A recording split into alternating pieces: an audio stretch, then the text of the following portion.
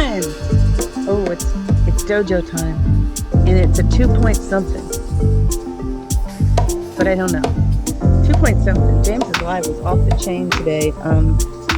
It was exactly what I was experiencing in this waxing crescent. So that means we're gathering energy from that new moon that we had last week. So it's 7 days into it.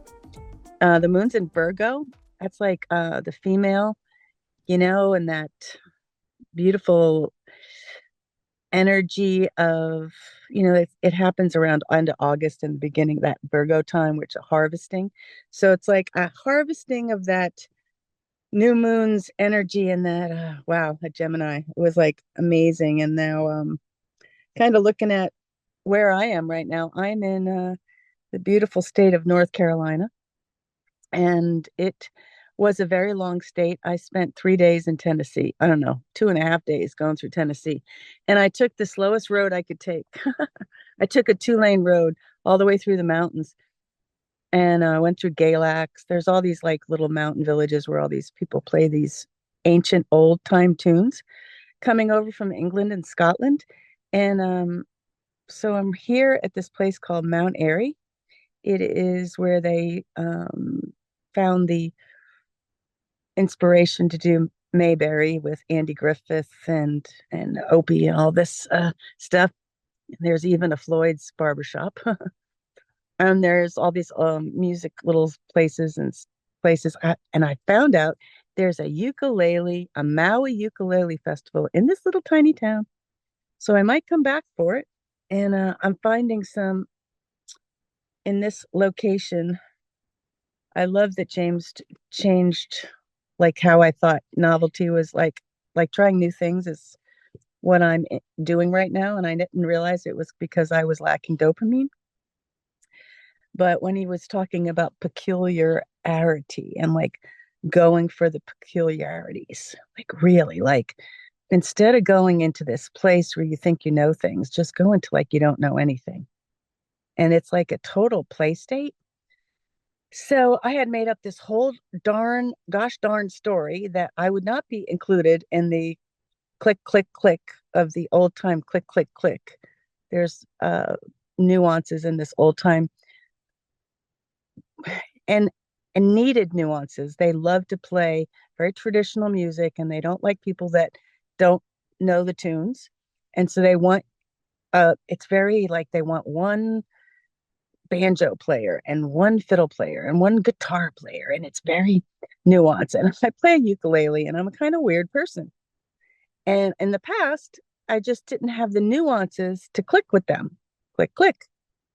But now I kind of like respect it. So I don't need to play. I play my own way, but I don't need to play my instrument. And I thought, well, if I never played while I was here, I'd be okay. I would still be having a new experience, and I brought art to make and stuff like that. So it was super exciting because I made some new neighbors and I made some new friends, and I'm getting to practice since the 2020, the corona and the awakening. I would come out with like things I think I knew, and that would disarm people. It would push people away. So now I don't do that anymore. So I'm coming in with like, I don't know. And what's really good about this practice is nobody is talking, they're talking music and not politics or division.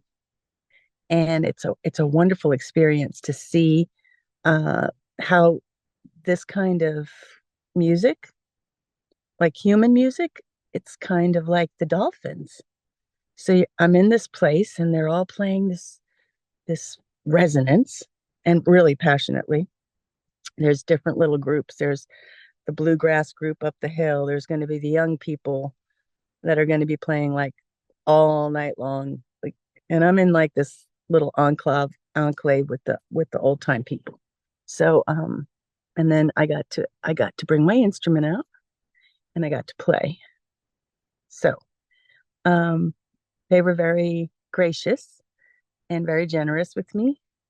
And I played consciously with a lot of awareness that if I couldn't change the chords absolutely correctly, I could keep the rhythm correctly, and that was appreciated. So um, it's kind of a symbolic for life, you know. How are you in resonance with the rhythm of your life?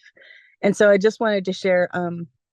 When I arrived here, I got here really early because I wanted to scope it out, and it hasn't. This is like camping before the festival happens, and I wanted to turn around and leave.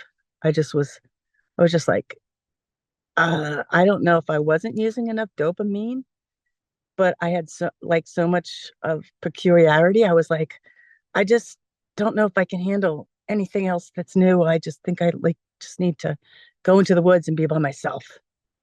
I don't know if I'm gonna have a good experience or a really bad experience, but um, I was almost in a fight, flight, or freeze, like a panic almost. But I kind of sat on the earth and I kind of like felt it's really beautiful. Like the air is super clear and cool. Like Louisiana, it's like super hot and humid, and here it's like, like ideal weather. So I just said, okay, don't run, stay. So that's all I have for my rant. And I see there's a hand up. Thank you, James. Go ahead. Well, it doesn't sound like a rant. It's a great share. I know you Okay. mean it that way, but Yeah. seriously, really great share. Uh, I don't want to make this about me.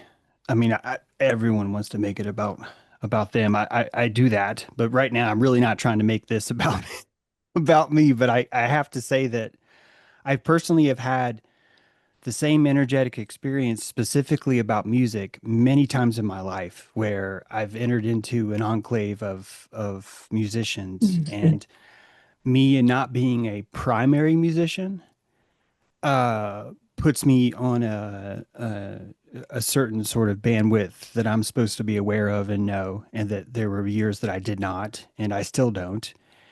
And it's even more complex because people don't know this, but when I was a young boy, I was brought up as a professional musician, and I was always the one that was like, okay, there's thousands of people, let's fucking do, I was expected of that. And I lived in a very tight musical organization or band that took the perfection of what you were doing very seriously. The properness of it, the calligraphy of it. None of it was about let's have fun. But hear me out though. It was about let's fucking blow people's fucking minds. It's a very different vibe than let's have fun. Cirque du Soleil, right? What? Juilliard, you get it. Even in a chef's kitchen, you're like, I thought I was a fucking waiter. No, you have entered the kingdom of perfection. And you go home and you're like, what the fuck? What a dick. I can't believe he had. And you don't do that because deep down, there is part of your brain that it's like, I want more. I, I want more. I'm not going to admit I want more. I'm never going to, in a court of law, I'm not going to want more.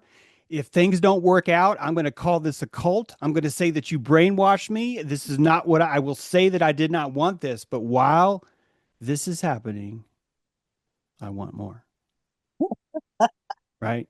So that intensity, I feel Right now, I need has to. stopped me from creating music with other people because in Mm, my mind, that is fun as fuck. Like, how do I do this? that is so, so much fun. Oh shit. So it's difficult to kind of find that sort of flow state where you're respecting, in other words, I don't, it's not that I want the attention. I want the flow state. I want to be able to create with you. Don't make me starve. My brain is starving. Let me play. This is a very important, I think, chord of entitlement. And when you're an artist, you have to feel that you belong at the bird feeder. You have to feel that, and you don't want to screw it up. You don't want to be the bird that lands and is like, look at me. You don't want it to be about that. You don't want to think about it. You know what I mean, Lori? But it's like you fly away as far as you can. Why? So you can fucking come on stage again and reset. Like that's why. And I'm bringing this up because I think when you're in that mode, I was in that mode in Belize. I was in that mode in Costa Rica where it was like, this is too much. This is too much. I think that if I would have been more in love with myself, I would have been able to appreciate why it was too much. I would have been able to appreciate why it's so beautiful that I find that this is too much and why it's so important that I go find a place that reduces the much just enough. But I need to be able to feel that it's okay to be that way. This is what I mean. I didn't love myself when I would encounter that. And I would think that it was a flaw in my spirit, that my spirit was not free enough, that it did not exercise the right amount of California, this sort of arrogant, sort of everything will be gone. We're living on the edge of the moment, and we've been given access to a special behind the scenes. Here's your festival badge, and it's every moment is curiously precursored on the last. And next thing you know, you're on tour, but you're not. It could fall at any time. This is a state of mind, a very specific psychological kind of engine gear. And I think when you enter into a band, that happens to you. This is why musicians are more vacuous. You understand? This is why musicians are able to play the same song over and over again. If you're going to live in a state where you are in festival mode, full on, full tilt all the time, you're not going to be able to have roots. I didn't say you're not a good person. I'm saying you're now an air plant, right? You are here to survive on a much different diet. And if I want to be uh, a writer or if I want to find my depth, I actually have a problem with traveling. I find my depth when my roots are in the ground. So until I learned myself, until I understood myself, I always thought that was a flaw. And I think that if I would have been more in posture, I could have been in that zone and still found that place. And I've had it. There's been times. I remember when we were doing the Dragon in Costa Rica. Luckily, I got sunsick. I wanted to blow people's minds so bad that I just kept working all day. And you don't fucking do that there. You stop. You don't do that there. This is not even better. You're not even like proving you're really just being a fucking idiot. It's that kind of thing. I had to leave the festival. I found the most normal place I could find, and they had like watermelon drinks or something like non-alcohol, but just like watermelon in a fucking glass. And I was like, let me just do that. And I had to sit there for like 8 hours just buying those. I probably spent like $48 on watermelon, but it was enough normalcy. I had to hide. I had to return myself to myself, find myself, replenish. And I think that's good about me, but I think it's completely the opposite of really a really polished, really good musician. I think that I have all the characteristics that are not necessary for that. Same vibe, same flow state, very different recipe, if that makes sense, right? It's like completely different. So, Thanks for the share. I think there's a lot to be said about air plants and rootedness. And I will comment more on that because I think it's worthy of the creative process. But we do have Annie's hand up. So go ahead, Annie. Thank you. I've never said it before, but I do appreciate the opportunity to come here and share. I consider it an honor and a privilege, and I appreciate all of you. And just listening to everything, it touches me, and I'm usually have a hard time getting my thoughts together enough to actually talk. But since you're talking about music and being in a band and things, I've always been adjacent to people. My late husband played tuba professionally, and he went around and did what's called Tuba Christmas around Christmas time, and a bunch of tuba players all get together and play Christmas songs. And it's if you've never seen a whole group of tuba players all at the same time playing Christmas music, it is quite something. So we traveled, we went around to I did it like 5 times. I went to various places like Santa Barbara, and I forget all the names of all the cities, maybe Glendale or something like that, just here, there. And he passed in 2022. And ever since then, I'm just going to segue right into what I was going to talk about from that.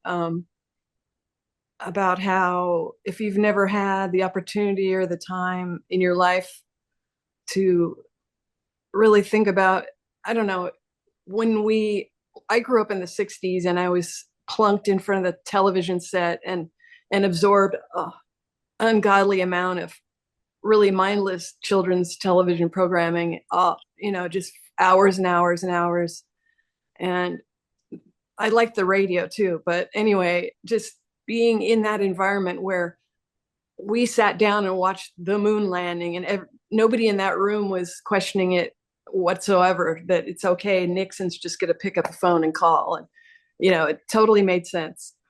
And we were all just following along. And then after a while, you start learning that there's cracks in the facade of this entire story. And in school, I was never interested in history that much because it just seems so ridiculous. And maybe now I realize that it is ridiculous. And I could see that there were holes in the stories, that it was all a big put up and a big show. And after a while, you just start to realize as you go through and start examining and knocking down all these pillars of what you thought was true or real in your reality. And then after a certain amount, either you're going to look or you're not. And if you do, there may be a time when everything just gets rewritten, and you have to, it's like you come full circle, and you think you knew all these things and built up all these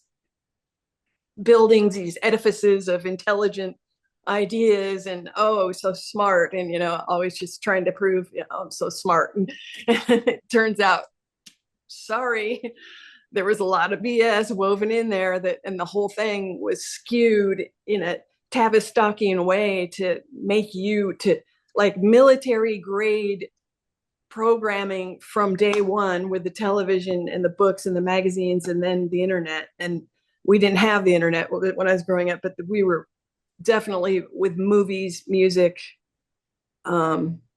books, magazines. Mad Magazine was a big shaper of my sense of humor.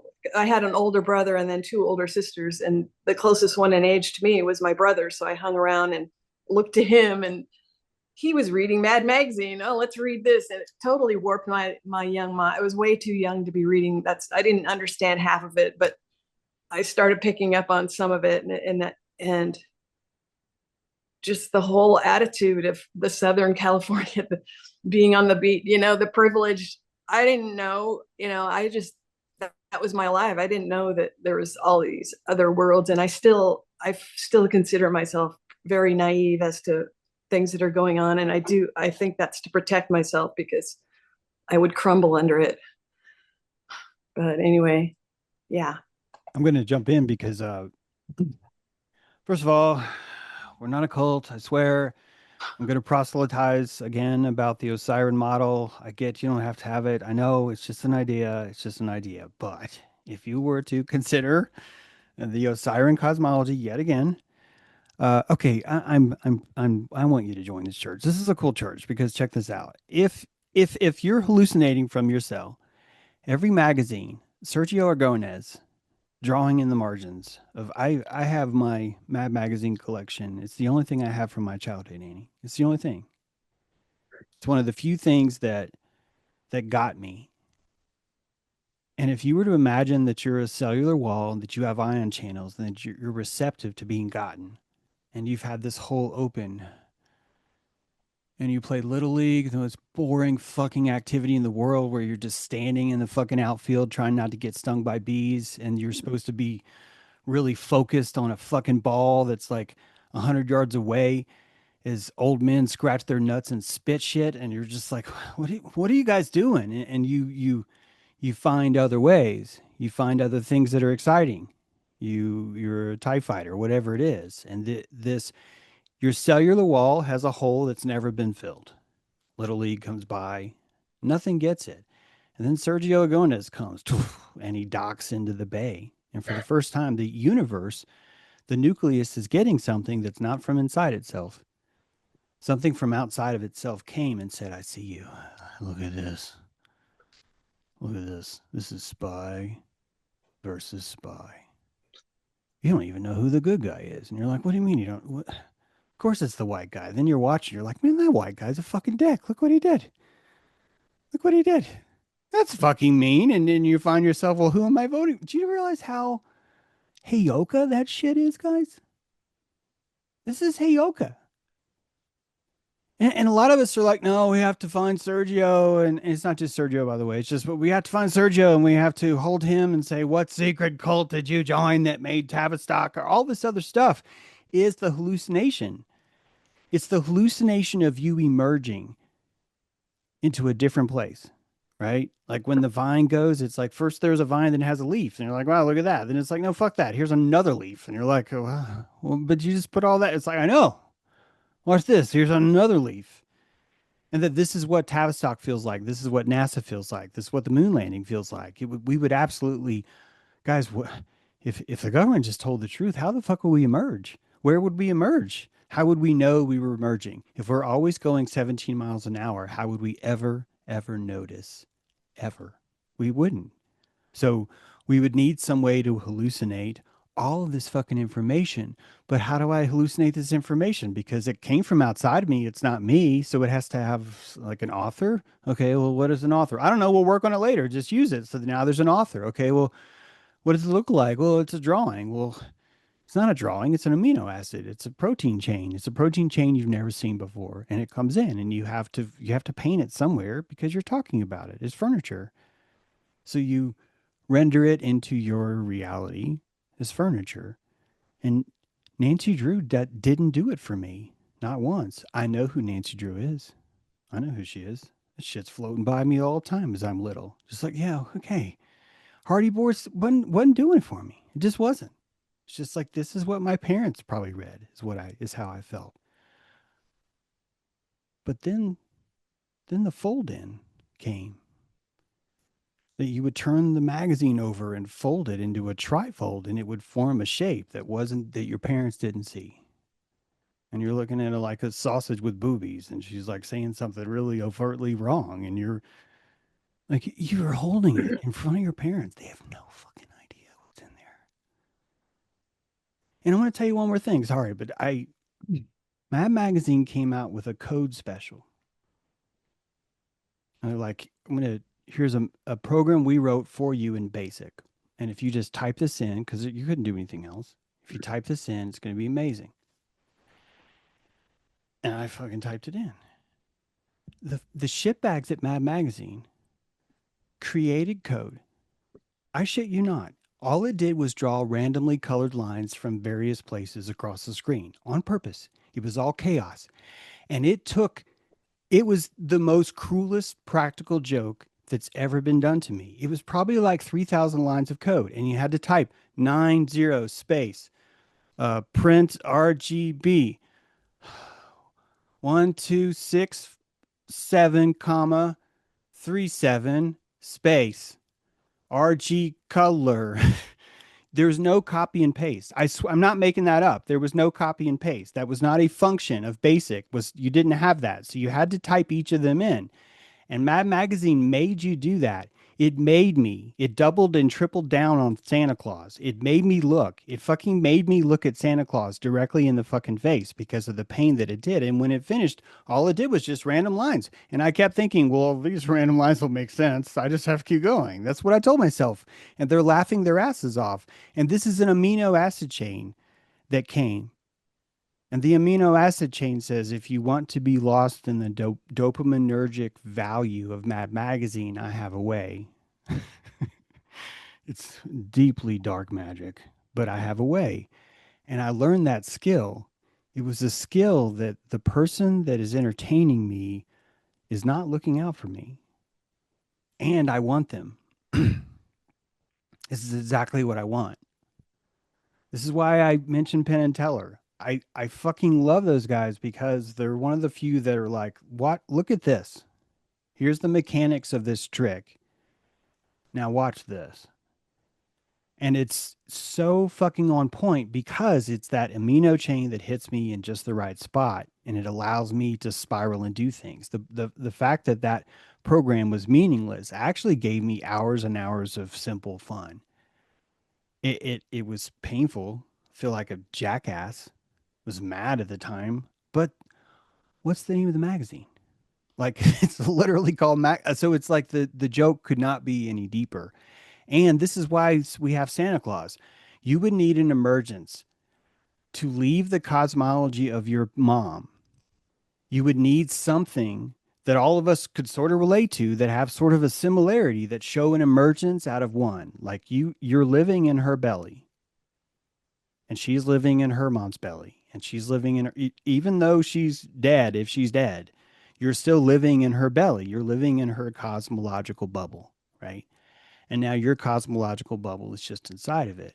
And Santa Claus is the only contextual way that you can explain such a profound lipid bubble of chemistry. You want to call it that?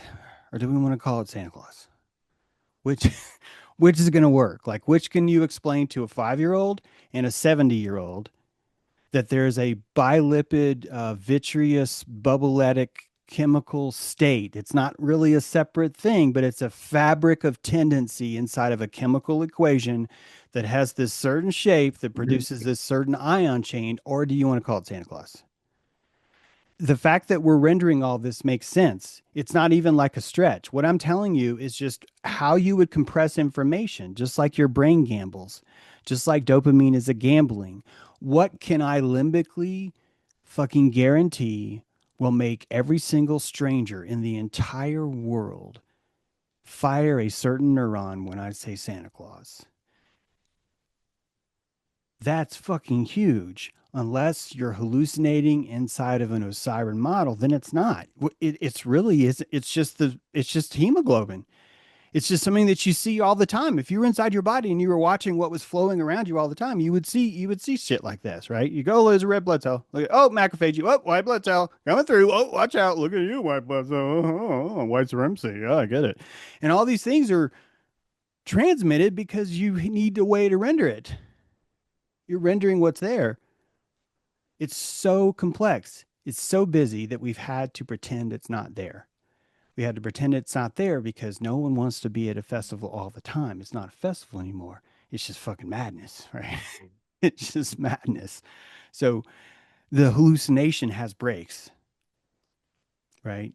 And I think if we become more okay with our urges, with our fashion, if you become fully okay with your fashion, if I can admit in public, it took me this long that I really liked Judy Blume. When I read Judy Blume like motherfucker when I was a kid, I just, for some reason, it just really fucking hit me. I just was like, they didn't get me, but I saw someone getting something, if that makes sense. I saw someone getting something that was just like, wow, I feel so much more honest about this.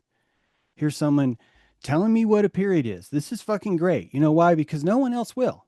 Everyone else is more like, why the fuck do you want to know? And I'm like, why the fuck do I have to explain why I want to know? It's just like that. It's like, why are we living in this world where I have to fucking build a permission slip expressing why I would want to fucking know something? I want to know something. What the fuck is it, So it's how would you do this? You'd have to find the information on your own. You could only find it on your own if there was some Osiris model that showed like all this opportunity, all these receptors that you have to fucking have open that are desperate.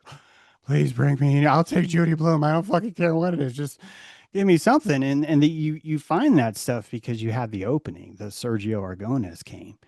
It's an emergence. When I was young, there were 3 channels. When I was young, there were 4 radio stations, really just 4. And really, you just heard the same song, it was just at a different point. So we were only looking at one of 12 strains of biochemical agents that are floating by because those were the only ones we recognized. We only had enough discernment inside of ourselves to simulate the difference between them in a certain amount of dopamine or pixel resolution. Do you see what I'm saying? So as you're looking at Hollywood expand, as the blockbusters that we miss, that we say we miss, where they're like 100,000 people are showing up for a movie, those are gone, but they're only gone because the resolution is transmuted into this mitosis where now all these other bubbles are creating that big Hollywood. So each of us is now a big Hollywood. But it would have to look like an emergence from a singular source. That singular source used to be an ion chain that came by that we finally grabbed and said, this is mine now. I run my own live stream. I've written my own fantasy. I have an entire fantasy inside of me called Black Eye Club. It's fucking deep as fuck. And if you were to get inside of it in just the right way, under just the right circumstances, you would forget that you were there. You would forget that it was a place that you went to. You would just be there. You would be inside the bubble. Why? Because your assemblage point, your focal point moved into that spatial place inside the chemistry because for the very first time, James True is outputting his own ion chain. Customized, baby. Customized ion channels, protein chains, viruses, propagated, making promises that are lies, insisting that if you drink from this or if you bite this apple, it will unlock this whole new world. But maybe it's a worm. And what is this novelty? What is this intrigue? It's so beautiful because everything can make as much sense as you want, or you can just tune out and just fall into hallucination and pretend like, whatever cosmology is what's going on, the same way that we fantasize, the same way we pretend. I'll shut up now, but I remember I told you the word pretend used to mean something very different. It was defined in demonology in the book as to prepare for something that will appear because you prepared for it. That I swear to fuck, that's what pretend means. To fake untilest thouest make is pretend, but it was a constructive act. It's I'm gonna get pigs. How are you gonna get kids? Pigs. I'm gonna build a fence. But there's no pig. I know. I'm pretending, man. Pretending. And it works. Name me one fucking pig tender that doesn't have fence. Like it's across the board. It fucking works, right? We're like, that's not how it works, James. How the fuck do you know? How the fuck do you know? Because I think this is actually how it works. We pretend to like Hollywood. We create our own stories.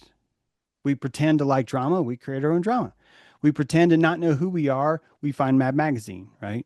And then we do, or we don't, or we starve, or we say, I don't want to be different. Or I really like Hardy Boys, man. They just really hit every nerve. It didn't fucking happen to me. I know it happened to my parents, but also I know how different we are, how much more complex I am versus them. You know what I mean? That's all I got. Wow, that's wunderbar. We have um Lauren's hands up. So go ahead, Lauren. Hey, everybody. I missed you guys. I really did. I missed your energy. Unfortunately, I didn't get to last or watch the last live show because I was donating some time cleaning up the grounds of where I've been studying for a week. And the sun finally came out today, which is wonderful. It's been raining, been slogging around in some mud. But yeah, I was studying the Osiris model, basically studying esoteric Christianity with a group of just wildly diverse and intelligent people who really reminded me a lot of this group. You guys are spot on. We are spot on with what we talk about, the things that we consider. And it's funny because apparently where I'm at right now, they've been accused of being a cult too. It's a running theme. You make people nervous when you ask questions and when you have big ideas and when you want to expand yourself and raise your vibration. So just pretty interesting coincidence. And I don't know, I got this pyramid behind me. That's pretty cool, huh? Anyway, I'll be hitting the road soon, headed back to Cleveland, but I just wanted to say hi and I'll catch up on the last show, sending you my love, and I'll be walking around the grounds while the show goes on, but I miss you guys very much. I'm glad to be back. Sending my love. Hey, Lauren, I just want to say something. Lauren sent me some photos from where she is, and I was just wanting to look deeper into some of the symbology and that. So if you could post some of those on Patreon, if that's cool with them, but I was I just like, wouldn't mind posting it on Patreon because this group, like I said, this group is in harmony with what I'm studying. So you guys aren't going to be judging or accusing it of being a cult. So yeah, I yeah, wouldn't mind doing that at all. My awesome. Because I pleasure. was really into it. And I'm like, oh my gosh, I want to look harder. Okay, cool. That's it. I have had the time of my life, and I just, we're on the right track. All of us are on the exact right track. So Oh, I love it. Well, Lauren, you're glowing. You that have like doesn't a surprise me because the priests here, they were glowing, and I had to do a couple double takes. I'm sorry, you're probably hearing the chimes, but this raising of the vibration, this being able to breathe in the air and hold it and make your matter incorruptible. It's very true, only because I have living examples around me, and it almost makes you want to cry in a way. well, the passion and your aura is sparkly, like really sparkly. And I would like to know what they use that pyramid for. With it's made out of stone. It's like a beehive or something. This was made by the Magi.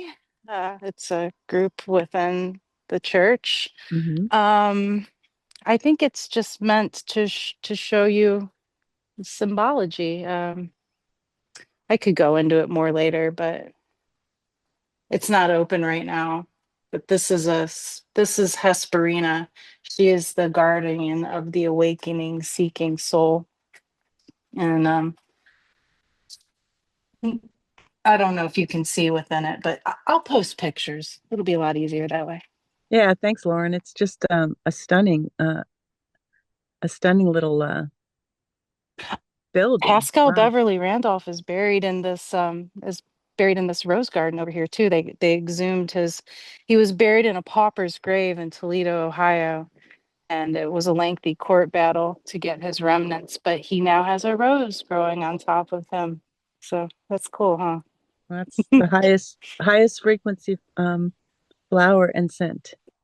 Yeah. So You're right. You're absolutely yeah. right. So that's beautiful.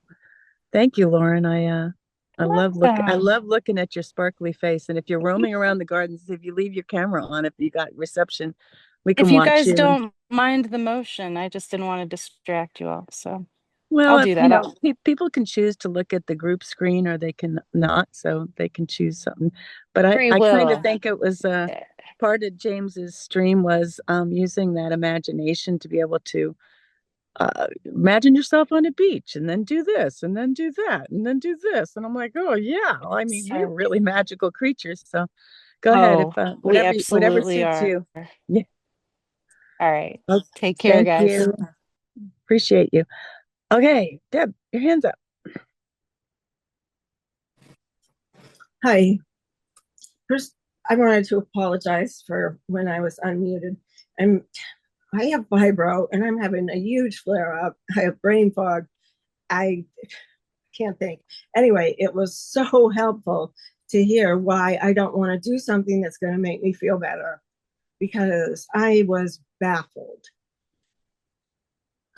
Just I couldn't understand why I was feeling like, I know I want to go out to eat. Why am I feeling like I just want to stay home? So, anyway, that was very helpful to get me out of that ditch.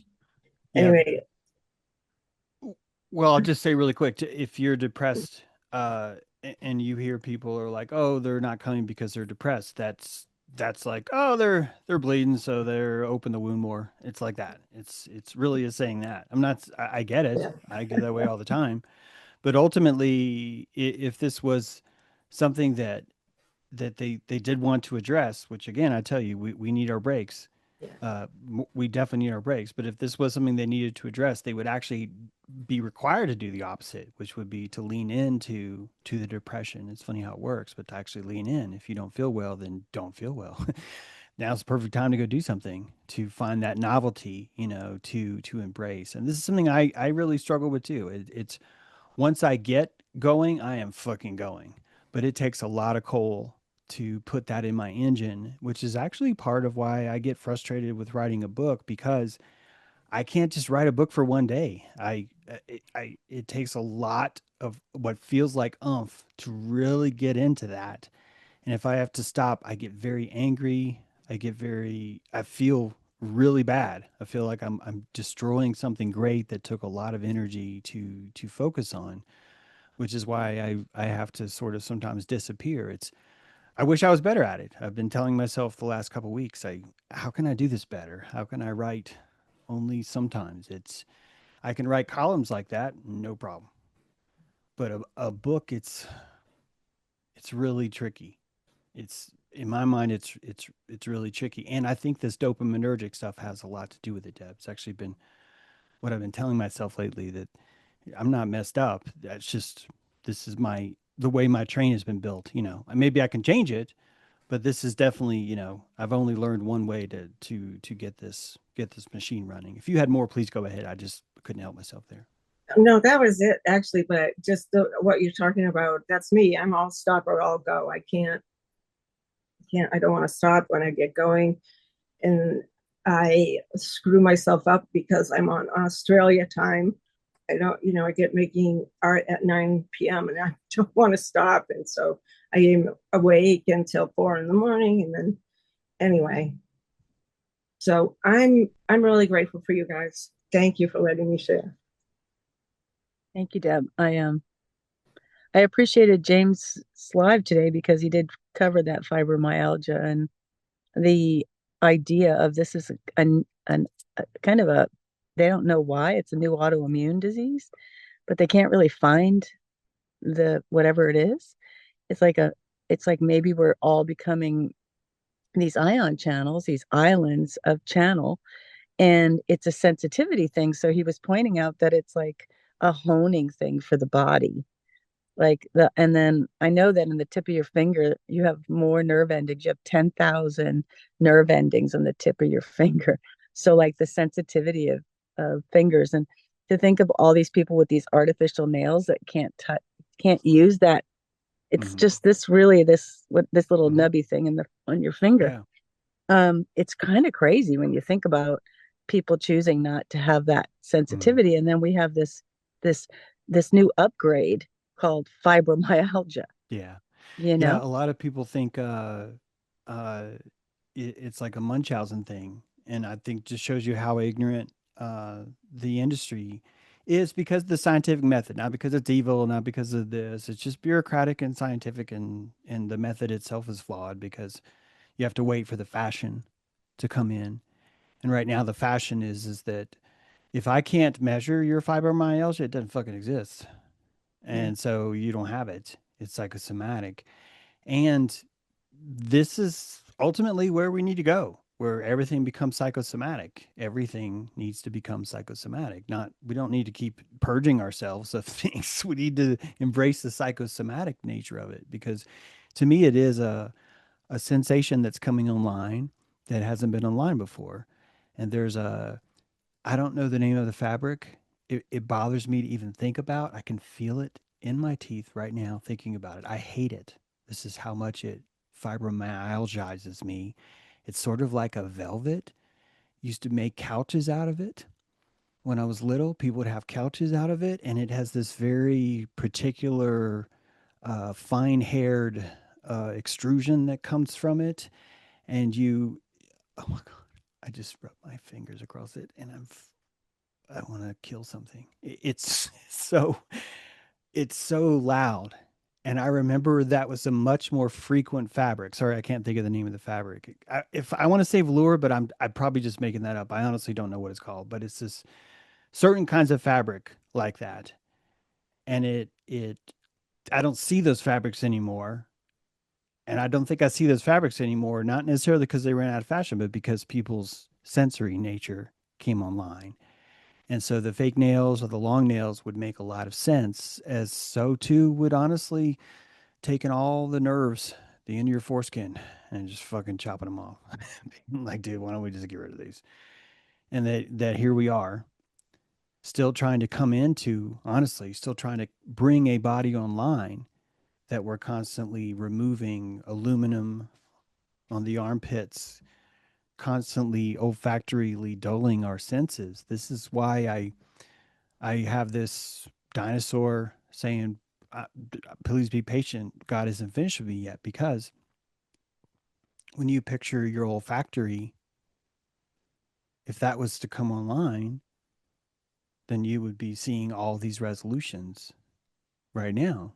Your exact same frame would be here, but you would be seeing a much deeper reality. Much deeper. And has to be aura. This has to be what aura is. That we know that we can see aura because it's there, it's in the field. Like, I should be able to see all the smells in my house, and I can't. Why can't I? My opsins can do it. My opsins are detecting amino acids in the fucking air. They do that anyway. I see vibration. I can fucking see vibration with my eyes. Heat shimmering, same thing. So my eyes can interpret oscillation the same way that if you were to very, very quietly watch the tremble of someone's, what do you call it on a door? There's like a piece of glass, that windshield. It's not a windshield though, but anyway, if you were to look at that windshield and watch it vibrate, you could just write down what it says. You'd just be listening to a cup, right? You hold the cup up to your ear and you just hear what they're saying. You were living in a world where you can hear what everyone's saying as they're driving down the road at 90 miles an hour. You can fucking hear that. You're just not tuned to it yet. You're just not listening. You have 12 colors, right? You have a million, but you have 12 colors. There are 16. You have 3 octaves. There are quadrophonically more than 13. So the resolution is there. The entire world is not going to change. The only thing that's going to change is your ability to hallucinate in a high resolution state. This is fucking everything. Everything. Country, sign, like astrology sign, gender, job, culture, how much money you have, how much you don't. All this is just resolution. We're just tuning into the resolution of each other, So yeah, this is the beginning. Fibromyalgia is the beginning, but we're going to treat it the same way. Like a long time ago when people were like, oh, I feel guilt. Oh, you need to fucking skin yourself. You need to, if you feel guilt, you need to fucking beat the shit out here. Put this hair share on. All right, here, I want you to put this thing on and stab yourself in the thigh every time you have a feeling. I'll show you. I want you to do penance. I want you to treat yourself bad. I want you to grovel. I want you to shit on the ego all the time. Like, these are just techniques to embrace the fibromyalgia of a high caloric sapien cortex. Not a cortex, not a neocortex, but a sapien neocortex. A cortex on top of your cortex on top of your cortex would be a neocortex. And we already call the neocortex right now. You can actually check this out. You'll see what I mean. We just call it the neocortex. Technically, it's the neocortex. And technically, we are Homo sapien. I know you're called Homo sapiens, but actually, if you look, it's Homo sapien. So why the fuck will we stop here? Why are we stopping here? Why isn't it? Aren't we becoming Homo sapien? What does that word sapien mean? To be aware. To be aware of the awareness is one level. That's pretty cool. Look at how far it's gotten. But what if you could be aware of the awareness of the awareness? What would that look like? It would mean that when you have emotions that you take personally, that you insist are the entire world, you're somehow able to Eckhart Tolle yourself, to like pull new earth yourself and step back further from that emotion and go, I see my emotion is an emotion of another emotion. And I'm okay with that. All of you are okay with that. Each of us can be okay with that. This is my Eckhart Tolle. But it's like, he's right the fuck on. You're finding your sapient sapience. And the moment you do, you now control it. You control your emotions. You now get to be in a festival being like, this is too much, and not beat yourself up and not be like, how am I fucking not embracing the flow state? Because I remember doing that. I remember feeling, I'm not one of these guys. I can't fucking hang like this. This guy, Justin, he drinks a fifth of Jack Daniels every day. He's in Costa Rica and he does that. And I want to be like him. I want to be more flow statey like that. And I did. I didn't fucking know who I was. I didn't know who I was. I knew that I'd made it this far. And I've been taken into a sacred cult of flow staters. Kind of like the island. Kind of like Lord of the Flies.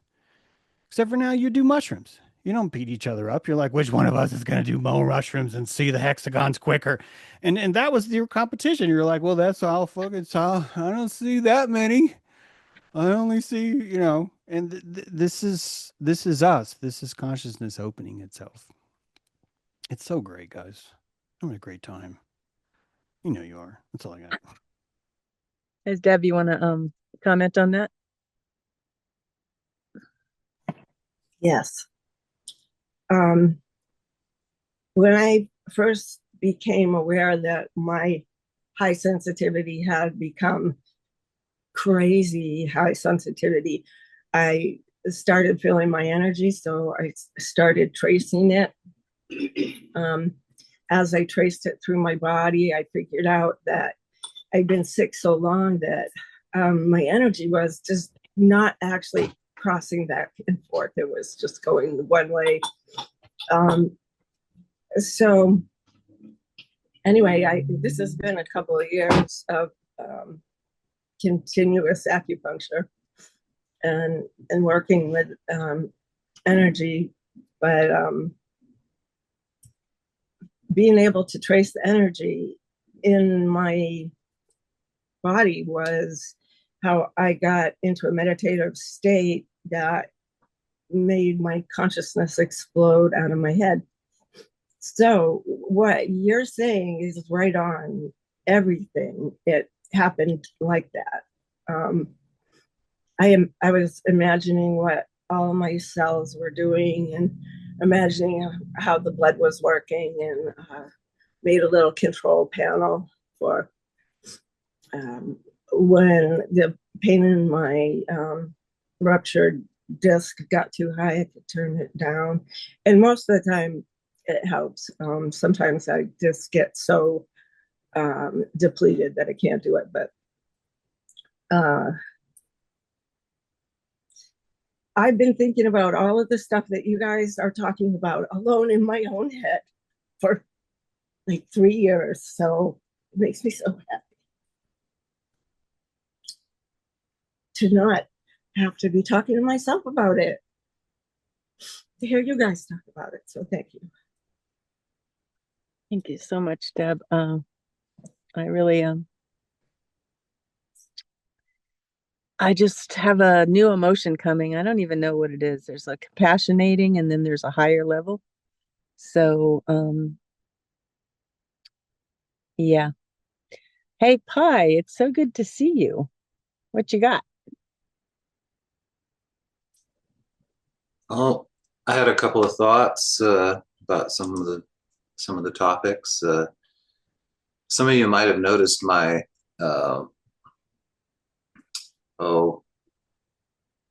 attempts to translate some words from Latin. I really wasn't trying to do it. I've only just limited myself to things that come across my feed, like drug commercials and things. And then I'm like, Latin's not a dead language, it's, if science and medicine is a religion. It's the naming of something. And I've always seen, at least with animals, that you become the name.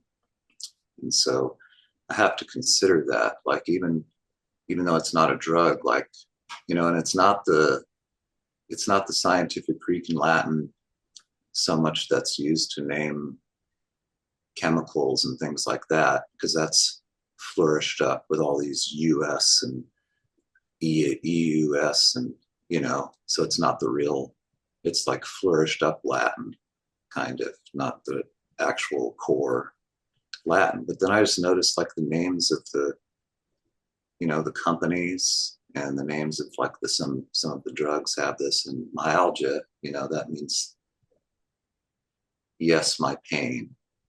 I would be if yes, my pain. So it's like the very name of it is like saying yes to your pain. And fibro and fiber, to the fiber of my pain, to my nerves. It's like I'm saying yes to the pain of my nerves. But I just thought I'd consider that. And as far as, like, I thought it was interesting, the distinction you made in your stream about peculiarity versus, novelty. And I was just thinking, what is that? And I remembered, and you were talking about playing music, and when I played in a band, it was just we're basically kind of like Spinal Tap, like satire, but of course it was delivered, straight faced and everything, as if that was part of the magic. But we never could, like, get a recording that captured it. And, we'd drink a little bit, and I'd think, like, well, I did some kick-ass stuff when I was, like, I wasn't an alcoholic or anything, but, when I'd always have a couple beers.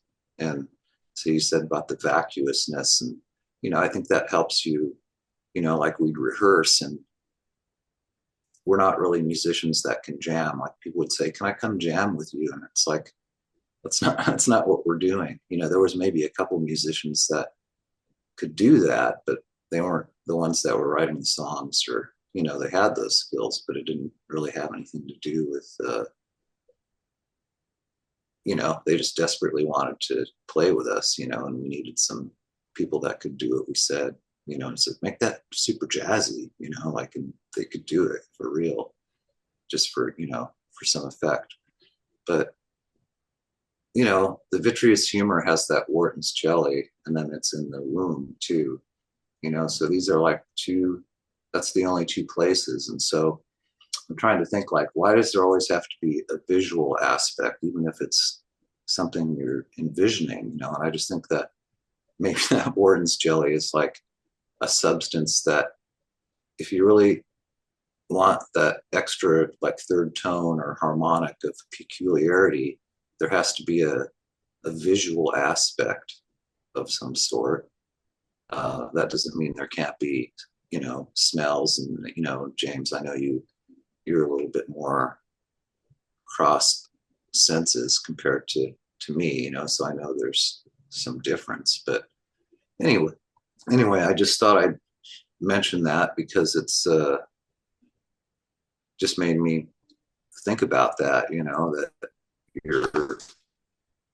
there has to be a visual aspect where you're using your Wharton's jelly amygdala portal if you want to really manifest something in your life. So those are the thoughts I had. Yeah, Pi, I might be steering you away on this, but it really put it in light to me, where I'm remembering that the retinas actually generate more dopamine than anything else in your body. So most of the dopamine comes from the retina.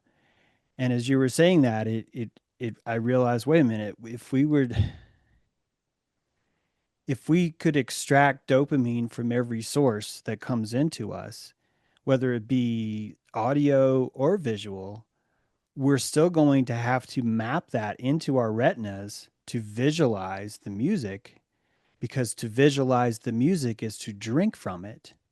To drink the dopamine would come, because the retinas are the things that generate most of the dopamine. Now I'm starting to see the retinas as almost like the lips of our cells.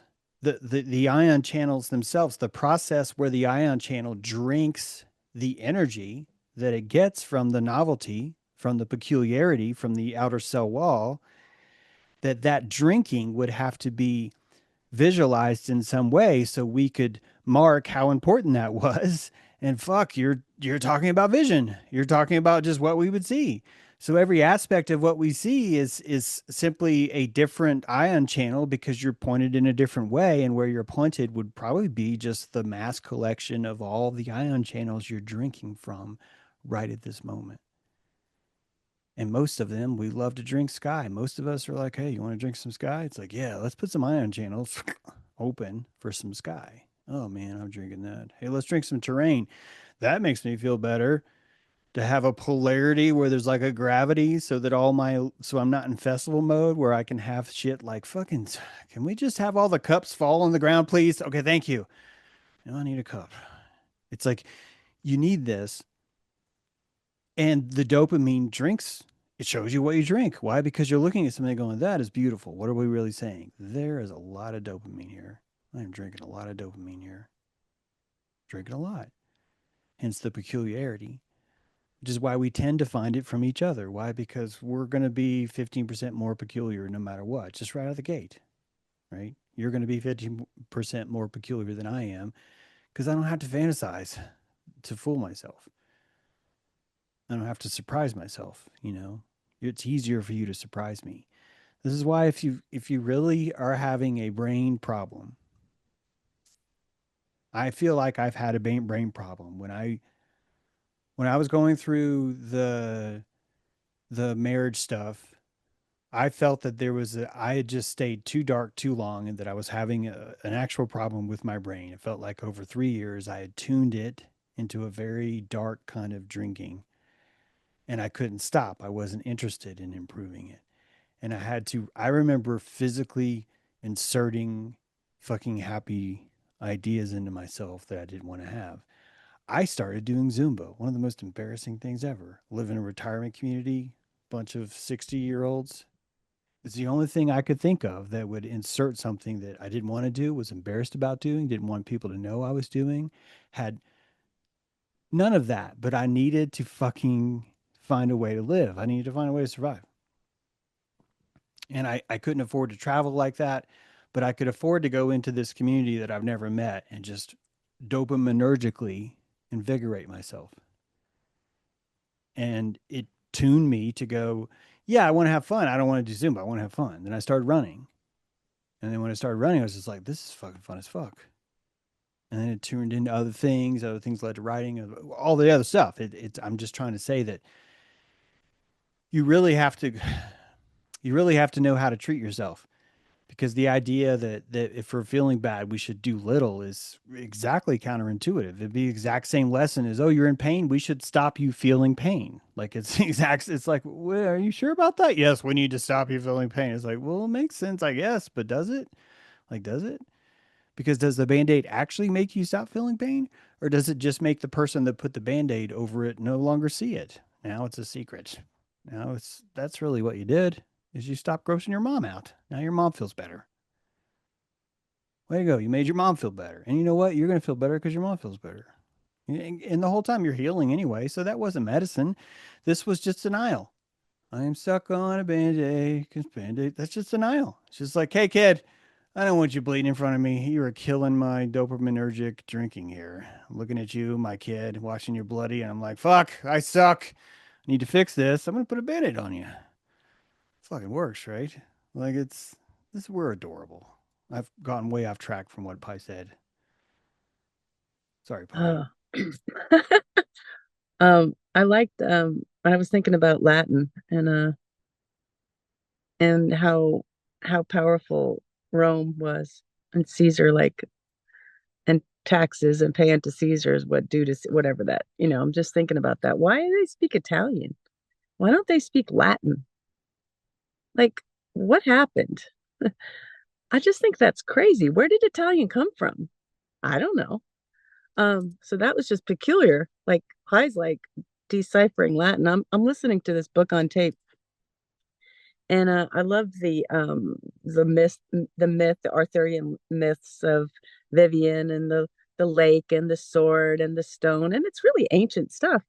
And so this woman is a prelude book to that the Avalon books that I put onto my like drive around the road and listen to, and it has a lot to do with Rome and the capture of the Druid, the Brit Britain and how they were using all these Roman names and then all of the different tribal identities of all these different. It was just interesting to think of the true history, and like there was this Latin, and everyone had these strange, and they're using a lot of Latin words in this book, Latin names and words for different things. And it's like if I was thinking about synesthesia. Like I did see music. I did see it. When I saw it, it had more effect because I heard it and I saw it. So I'm going to kind of go out and like do some fieldings in this festival. I might take a little microdose because I brought some microdose, and I'm going to take a microdose and I'm going to go see if I can see things that I couldn't see before and like come into this proximity to peculiarities. Like so far, I met really interesting people. One person is an audiophile person. So what his specialty is teaching people how to make sound recordings. So the pureness of sound recordings and so I was just meeting them. They got introduced and I had my instrument with me and they were like, "Oh, we're just having a double banjo thing." And I said, "Oh, I'm not here to play with you. I'm just here to meet you." Because, they wanted me to meet different people in my little group over here. And I was like, yeah, because an audiophile would want to have a certain thing with another instrument just in that, because his ears super sensitive. So like James was talking about his nose having this super smell. I lost my smell and my taste when I had that coughing fit. And I was like, whoa, I really did have like I was missing two of my senses. And so I was like getting the opportunity to like really like hone into the senses and like kind of go exploring for that in the realm, not just like the visual, but like try to really see music. So anyhow, that's my so Renee, go ahead. It's good to see you. Oh, it's so good to see you. It looks like you're having so much fun on your trip. Thank you for sharing your adventure with us and that playing their flute in the morning in the forest. I was just like, oh my gosh, she's totally showing off right now. I'm just kidding. No, I loved it so much. When you bring up play state, and of course, most of you know I really like to play, but it's something that you don't just start playing. It's kind of a buildup of momentum and how comfortable you feel playing by yourself or in front of people like they're not even there, like Lori, going through this festival and not really needing to say play with anybody. You're just there to play with, I call it your ka, because it's your sacred spirit that's always with you. So you're always accompanied with something going on. And so as I've just gotten more and more comfortable going outside and playing at a park or wherever, at the grocery store, at my space, it's been more exciting for me to go do things alone. And I really don't mind. Like I went roller skating by myself the other day, and that is so fun just to go do things by yourself. You know, I don't need to have like I can just go and do these things, and it's what great exercise. Like it's such a great spin around for like I went for 1 hour, and it was just so much fun. So to be able to even imagine, like Deb, like, kind of that momentum, like how would you get that feeling in your body, within your room, but in a way that you kind of feel that, like how would that happen internally? And then you kind of get the energy spinning throughout your spine. And you really got to check your posture roller skating. Your pelvis is very important when you roller skate. So all the like getting into your body and playing at the park, like, so just associate inward. And I know, Deb, I'm totally compassionating you as I feel what you must feel like in your body and how, I just wonder and go and just like, wow. So I thank you for that, like, especially seeing your beautiful work that you put out, and what you post on Facebook and just seeing how creative you are. I'm just like, oh, look at that come through. So I just wanted to kind of talk about play state and how we kind of talk about how important it is, and it literally is so important for your body to feel like just to the wonder of being a child. Just wonder, I wonder if I go over there and I take this stick, what I can find. And you can do that on adults too. You can do it by yourself. It's just, so that's what I got. But thanks everybody for sharing. Really, really great dojo. Thanks, Renee. I just wanted to make the notice that, there's some new people. I saw I don't go onto the chat too much, but I saw a new person, Lake, that commented, if you'd like to, come on, just raise your hand, and we'd love to see you and mix your magic with us. Be awesome. So go ahead, True. Hi, everybody.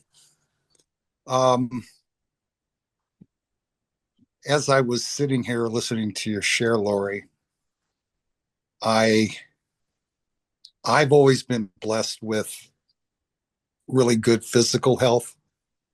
Emotional health, not so much. I had a lot of PTSD that I suffered with through most of my life.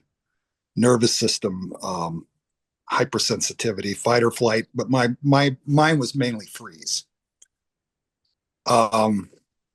Like a deer in the headlights. But what I was remembering was, gosh, this has been at least 20 years. I was sitting in a seminar and doing a share, and the facilitator looked at me and said, "Your wheelchair is invisible." And it was like, it might seem cruel, but it was the kindest thing she could have said at the time, because what it did was it dropped me down into a deeper level of my own introspection. I said, what does that even mean? What about that? My meditation, I was pretty much impervious to any kind of therapy before this experience. And I started opening myself up to working with people that I could trust and that had a good reputation. So fast forward till about 6 months ago, and I've been practicing Tai Chi and Qigong for years and years. And I found this one meditation that I've been practicing for the last 6 months every day. And this morning I was listening to Talking with Reptiles, part 4, where James was talking about the PAG, PAG, and where it's located in the spinal column. And I said, aha, that's exactly where the first step in this working the spine. That's after opening the Crystal Palace. That's the first station in this meditation, because I could feel it. And it's a very gentle thing, but it combines the sound, the intention, and a visualization. And what's cool about it is at the end of the breath, you send a little kiss into it, like, and there's a kiss coming back. And I don't know why I'm compelled to share this with you. This is for you, Lori. That it's working from the inside out. And this whole thing has helped my own nervous system so much that I can't even, it's hard to describe. That's about the best I can do right now. So I want to make this short, and I know that we're running low on time. The only other thing I wanted to say was, I was a jock in high school. I picked up I started doing acting in my 40s. And I shared this with James at one time. I said, I knew that, and I had some really, really good parts in my first couple roles. I mean, I played John Proctor in The Crucible. I played the captain in The Sound of Music, some really fun, challenging roles for a newbie that had never done anything. And I knew that when I walked out right before the curtain opened, I had no idea what I was going to say. It was going to be a great night. This is about listening, not about what I was going to say. So that's really all I have. Thank you. Thank you, True. I really resonate. I have really good physical health, but what I struggle with is a lot of interests in a lot of different things, but I don't really master anything. And like I could be really a really good musician, but I don't really want to woodshed or practice that hard. And it's about like trying new things and like getting a bunch of new things. But then I had all these new things and I was like frozen and not really feeling interest in much of anything. So it's an interesting place, and I think it had to do with James's dopamine. I was addicted to, not addicted, but like I was always like going for the new thing, new thing, new thing, and then all of a sudden, like, and then I had no new thing. I've done all these things. There's no new thing. I've traveled everywhere. That was like I had to go in. And so you're saying it was the inside job, and that really was right what I needed. So thank you, True. I really appreciate You're that. welcome. Yeah. Well, I can really relate to what you're saying, having all these different interests and like being a kid in a candy store, Yeah. doing all these things. And I remember Alan Watts saying one time I got this about a year ago. He said, "You don't know what you want because you have everything." And I really, it made me smile. I think about that a lot. So thanks. Yeah, I appreciate that. Go ahead, James, your hand's up. Yeah, so like, greatness isn't really all that great. Like what we would call the greatest of something isn't necessarily someone who's happy or honestly even truly understands what's happening. Even if it's something as simple as maybe you get more uh, limbic input from an animal, but then if you're a farmer, that sort of changes. It turns into something else. It's all of most of this is that way. There's an old piece of advice is that I'm not saying it's good or bad. I'm just telling you it's an old piece of advice that is find what you love and don't you dare share it with anyone. And then find what you love right after it and do that for a living. And I'm not saying that's right. I'm trying to convey to you that when you finding something you love is much different than finding something that you love that is sustainable. These are sometimes they're different things. And most of the time they're different things, not because you don't deserve it or not because you're weak or not because you're not good enough at it.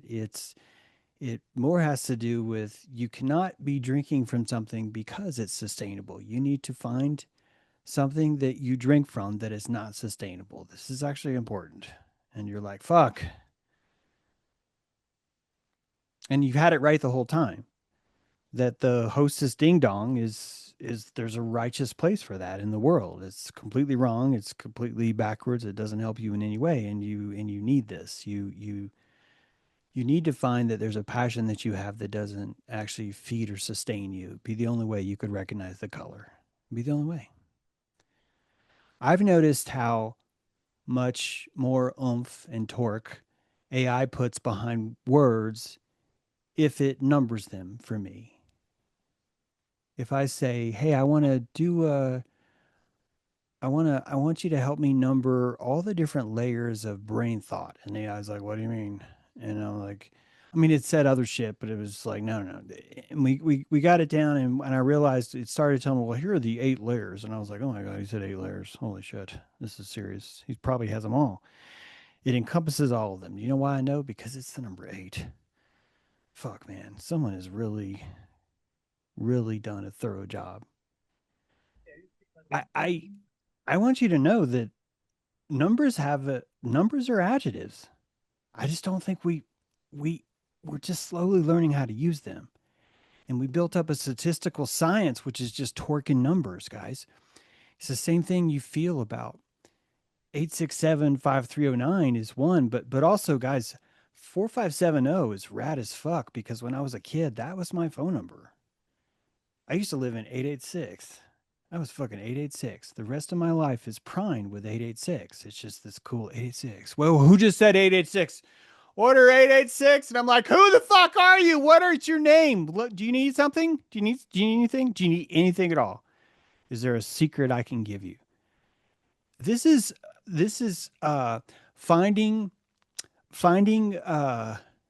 the Osiris model, I'm tapping into chemicals that we used to not be able to have an emotional response to, and now we can.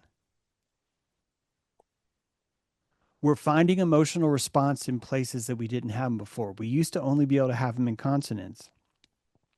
Then we invented vowels. I'm not making this up. Look it up. We invented vowels long the fuck after. We're like, look at all those consonants. And some fucker said, you know what? People are confused because they have nuance. And you're like, what the fuck's nuance? And you're like, can you just give me some vowels? And we've been desperately fighting. Why do you need more than one? And now even Y is like, look, sometimes you fucker, sometimes you're a vowel. And we have the same idea. Why? Because the vowels open up all the emotional layering in between that didn't used to be there before. We call these black keys now. Little keys on the keyboard that aren't, don't fucking put it down there, put it up here. Put it on this other level where you can press it every now and then. We know what the keys are. There's only 12 notes. No, there's only 7 notes. The others are fucking vowels that all these fuckwads that are like, I want something more complex, have required us to create. So we did. We created these little things inside of them. So all that's happening now. This is fibromyalgia. More importantly, I think this is Latin. I raised my hand because I wanted to bring it back to Latin again, because Latin, the etymology is the flatness of things, to flatten. The land of flat invented Latin is what we tell ourselves. But really, it's the idea that, if you'll notice, one thing about Latin is interesting is if you were to take 12 Latin scribes and sequester them on 12 separate islands and have them create Latin names for technology that we have now, you have a much higher, almost 100% chance that those words are going to be the same. Does anybody disagree with me on this? Did you know this about Latin? It's an anatomically backwards language. It's why if you've ever tried to do etymology on Latin, you get pissed because you're like, it told me to see this other word. You're like, why can't you just do the etymology on that? It's like, you can't, because that's not a word. It's not a word. It's a leaf. This is a figure of data. You have informational stuff, then you have leaves of informational stuff. And so you have to come back to the leaf. This is why pretty much everyone will come up with the same Latin words, because they have no choice but to reduce it to its flattest level to find the actual characteristic that transcribes it and then say it. Sometimes the words will be different, but it will be different because people are approaching the definition from a different thing. This is not something that's spongy, James. This is something that's bristly. And so to describe what they've pulled from the sea, one would be bristleska and the other would be spongiscus. These are two different aspects that are really close, that are almost the same. And over time, Latin's going to fight with each other. They're going to have wars, poetic wars, fought through Homer. Not Homer, but you know what I mean. Poetic wars fought through people insisting, well, it's fibromyalgia, man. Fibromyalgia was a joust one day. It's a joust one day. And that occurred on an intellectual level. What if this is cellular understanding versus language? What if the reason why all of us have Latin and it was a secret language and it was cloistered language and only the certain people had it is because it's actually a cellular language and no one uses it because we don't communicate cellularly in that way? That's our own internal kind of thing. Language is a social tool. It's not a definitional tool. I know we think it is. It's not. It's a social tool. I don't use language to define something. I use Latin to define something. I just don't hear it. I don't know it. It's happening on a deeper fundamental level. In order for me to communicate with it to you, I cannot use Latin because it's a dead language. That's what we tell each other. But it's not dead. It exists inside of you and inside of me, anatomically separate from each other. And that's not what language is it? That's the exact opposite of what language is, which is why we're not speaking Latin. Because we should be. No offense, but we should all be Latin the fuck out of each other. It would teach itself. Everything would inform itself. Yes, like I said, you'd have culture, new words would fight each other, but they'd be fighting each other for the goodness of this is what it means. When you put it on the field and you flatten it, you compress it. What is this word? And the entire language is flatness. The entire language is clean pagination layered underneath, like bone information, deep internal to your body information that doesn't reach the surface. And Latin could be a whole matrix of our hallucination. And I just want to thank Pi for turning me on to it, because there's always been something different about Latin. I think this could be it. Wow, that's a lot, and I'm gonna have to re-listen because I love that it's the bone, it's the skeleton, it's the foundational, and it's also they use it in, like medical terminology all goes back to Latin. And like, I mean, it's just my mother was like a fluent speaker in Latin. It like a mensa, or whatever those genius people are. So anyhow, that Latin was like a snobby thing to be able to speak Latin. So part of that intellectual stuff, but I think it's also, part of this root that we're going for. Hey, Pi, your hand's up, and we have about, let's see, I think we have like 5 minutes left, and if like I said, if anybody wants to at the very end just come in and say hey, that would be great. And I just want to make a shout out to Cameron's amazing Substack, right? He has a way with language. I have to admit that I don't have your immense vocabulary, but the Ava Braun, was that Hitler's partner or a different Braun? But it was like the way that your philosophy is like off the chain brilliant. And I'm humbled that I got to read it.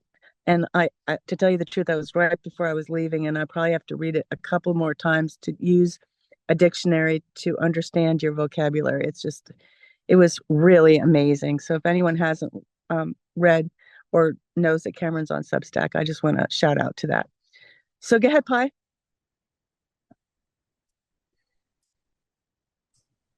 Where you go? I'm here. Okay.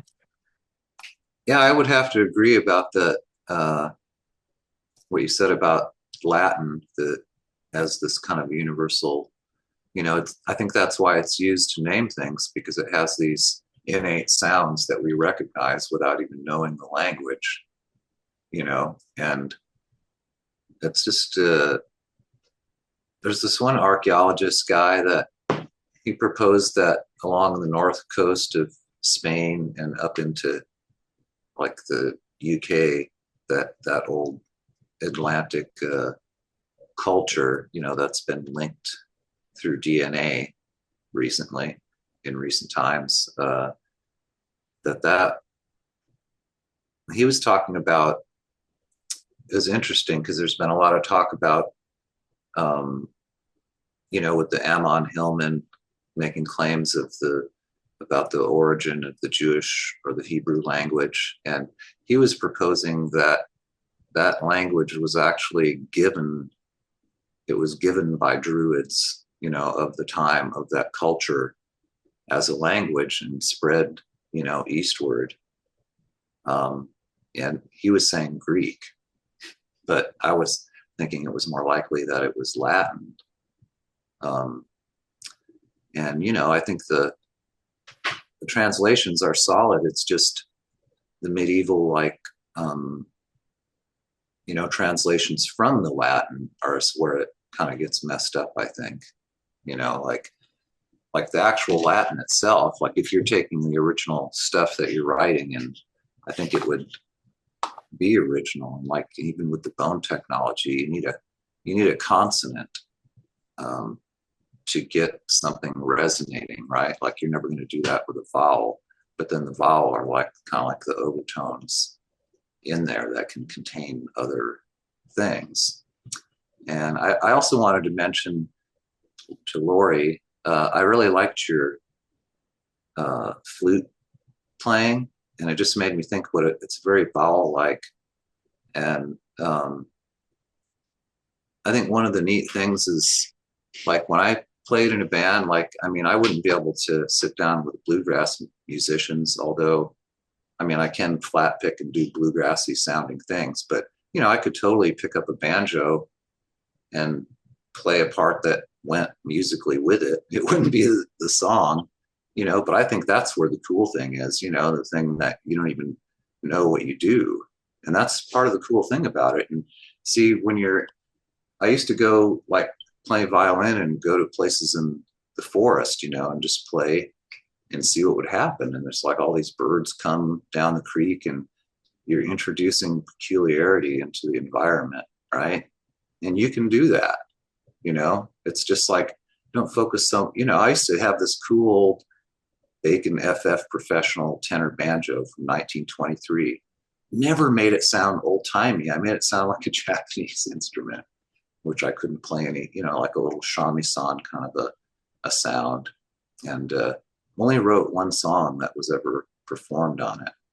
But, those are the type of connect, yet I would still bring it and play that one song. Actually, I didn't actually write that song. Now I performed it, but actually Lori, not you, Lori, but my Lori, she actually did it. But anyway, I just thought I'd mention those things. But yeah, that's cool about the Latin, the concept that it is some type of universal resonation sound, thing. Because when you break the words down, that's what I've been doing. They're little 2-3 letter things, and you can only have so much meaning. But what we know as Latin are these compound versions of things, and it gives the impression that it might be different with all these different translations, but maybe it's not as different as we think. So anyway, thanks everyone. Great share, Pi. Hey, Renee, go ahead. Hi, I just want to close really quick. And it's funny that it's called the dead language. So that means we should look more into it. Of course. Of course. I just want to congratulate James on releasing his revision of the Black Eye Club today. And oh my gosh, I was so excited. I didn't know I could buy it. So I went on, and it's such a great price. So I got two. I got two books, one for me and one to share. So I was like, it's ready. It's ready now. Yeah, the AI told me to price it lower.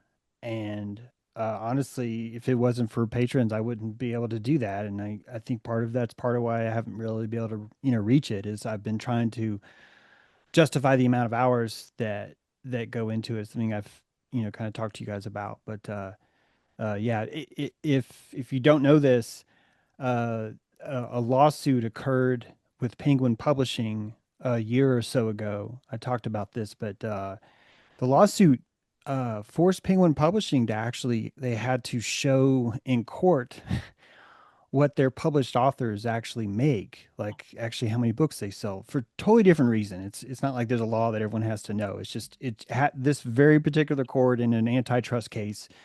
Penguin was claiming something, and then because of that, they were able to cross-examine, and now how authors do there. And it's I'm like a well above average author when it comes to success, when it comes to numbers. I really found this shocking. I really had no idea who I was, if this makes sense. Like you don't know how well or not well you're doing or whatever. It's really caused me to really just relook at the entire craft, including rewriting it, including most of what I was doing was, what do I call this? Like, for example, dialogue tags. I don't know if you guys know what that means, but it's like he said is a tag on the dialogue. And just it took me several days to learn how to even refer to that correctly. And there's all these different rules of how they're used. A lot of technical bullshit that I never would have learned unless I would have been taught formally as a writer. So it's like I went to kindergarten, even though I've already got like 7 books out. And most of that was done through humility, honestly. The ability to afford to tell myself I didn't know shit really has always been a magical skill of mine. And I was just glad I was able to put in enough time for it. So yeah, used to be 20,000 words. Now it's 35,000 words. So it is almost double in size. It really is a different story now. And I'll let you guys know more later, but thank you. It's really been really hard. Like sometimes I just didn't feel like I was ever going to finish. And I felt like I actually finished on the last hour of May, like in the last minutes of May. It actually turned over to June 1st, and I realized that I was done. And I thought that was kind of interesting too, because in my mind I was like, well, am I going to take a whole fucking month off to write this book? And yeah, that's exactly what happened. So it's really good to be back. I appreciate you guys helping me. Uh, Also, really quick, I know we're late. True mentioned I don't post my live streams because I just feel like I'm kind of spamming you guys, but I will do that more in chat. I think I'll just do it in chat. I don't want to make a post about a live stream until the live stream's over. Then I'll post it because it's more of like a finished thing. But I will put that in chat just so you know. I tend to want to stream always before dojo.